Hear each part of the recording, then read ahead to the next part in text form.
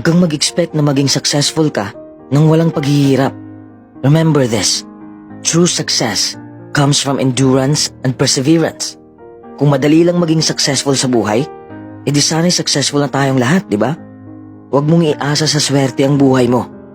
Invent opportunity and embrace your failures. Maraming taong hihila sa'yo pababa, pero huwag kang magpapahila sa kanila. Huwag kang makinig sa mga taong toxic. Oo, mapapagod ka sa iyong paglalakbay. Dadaanan mo ang mahihirap na sitwasyon. Darating ka sa punto na mawawalan ka na ng ganang gawin ang passion mo at mabibigo ka. Ang punto ko lang, the next time you fail at something, congratulate yourself. It is an achievement. You are one step closer to actual success. Marami kang matutunan sa kabiguan mo. Along the way, you learn a lot about yourself and you learn a lot about what makes you happy.